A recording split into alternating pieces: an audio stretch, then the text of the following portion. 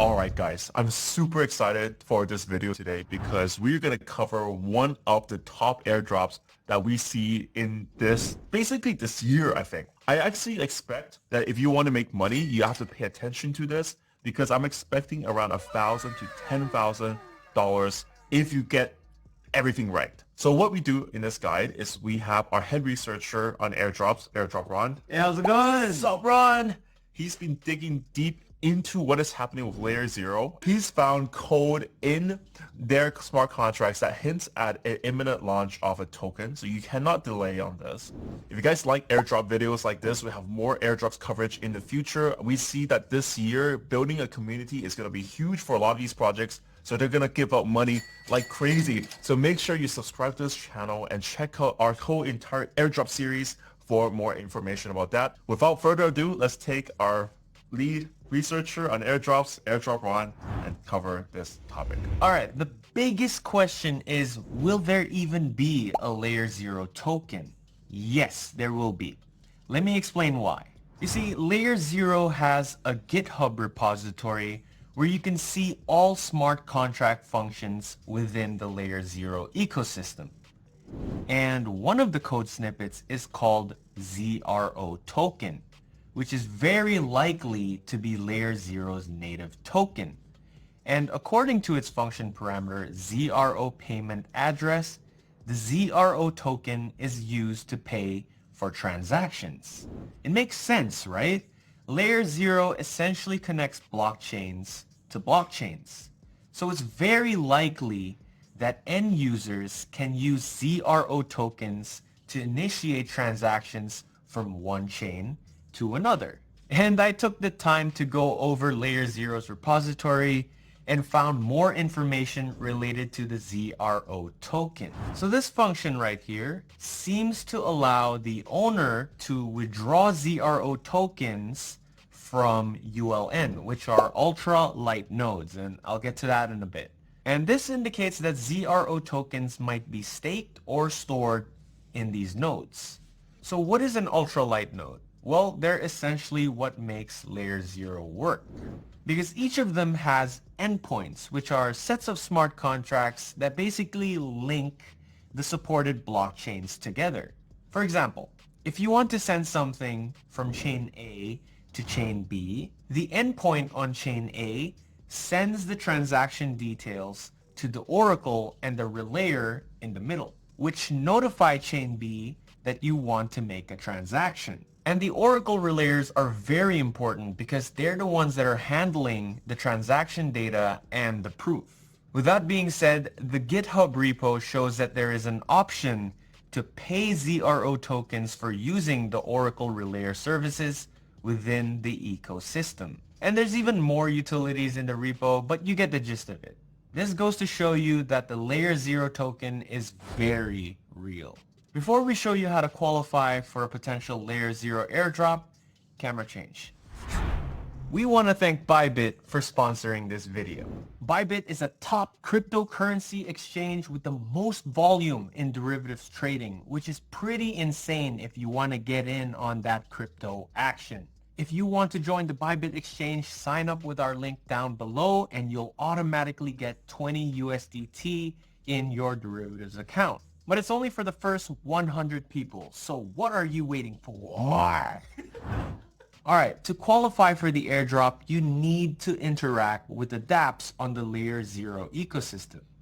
But LayerZero has hundreds of projects across many different EVM and non-EVM chains. So where do we begin? The first project that I recommend is Stargate Finance. It is a liquidity protocol that allows users to send native tokens directly to non-native chains without the need for wrapping tokens. Now, I believe that Stargate is the key to getting that airdrop because it is the flagship platform for LayerZero. It was the first project that was built on the ecosystem. So here's what you can do on Stargate Finance.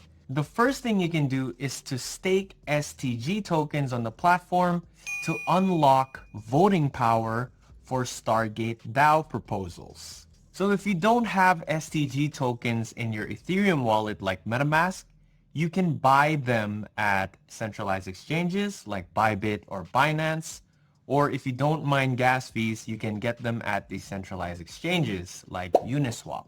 Then head on over to the staking page and lock your STG tokens. Once your STG tokens are locked, you'll be able to see your voting power, and then you can head on over to the snapshot of Stargate and start voting on proposals. This will be very important because Stargate and LayerZero will be looking at user activity and community engagement. So the more you stake, the more you vote, the more likely you'll be rewarded in airdrops. In fact, over the past few months, we've seen millions of dollars coming into Stargate as people are hoping to get that airdrop. So once you've got that covered, you can now start transferring funds to different blockchains. So head on over to the transfer page and you will see the Stargate bridge. Select any network you want to transfer your funds to and confirm. Now, if you're going to be transferring from the Ethereum chain, make sure that you do it when congestions are low because gas fees are going to kill you. So we recommend bridging maybe like once every few days just to show that you are regularly interacting with LayerZero smart contracts.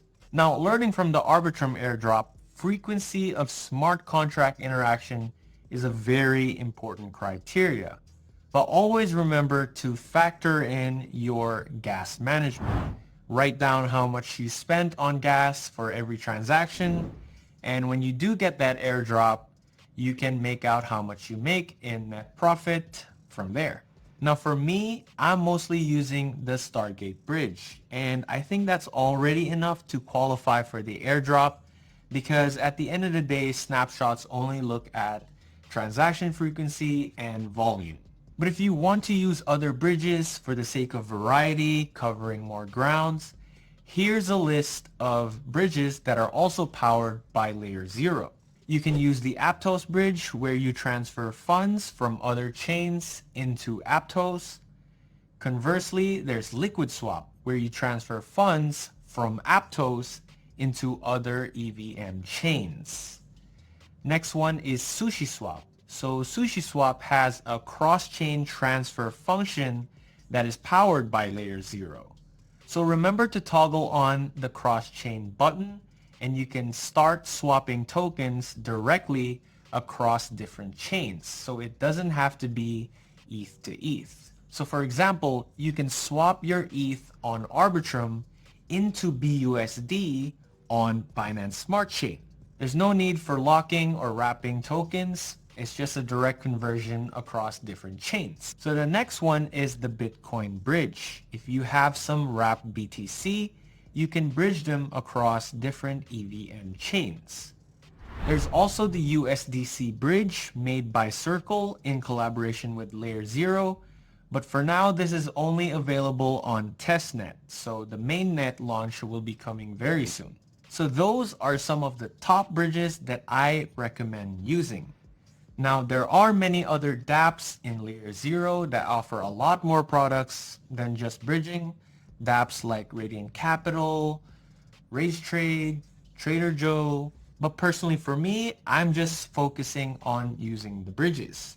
Because after all, LayerZero is an interoperability protocol, so I feel like the team will focus more on funds moving across different blockchains as part of their airdrop criteria. But if you want to try out other dApps and if you have some spare gas in your wallet, then feel free to do so. But always remember to do your own research before engaging those dApps, even if they are vetted by LayerZero. And that concludes our guide for the LayerZero airdrop. I hope you guys find it very helpful. If you want more information, we covered it step by step in our box mining article. You can find the link down in the description below. But if you have any other questions, feel free to leave a comment. We're very happy to help you. And we'll be making more airdrop videos in the future so that you don't miss out on these money-making opportunities. My name is Airdrop Ron. Shana now.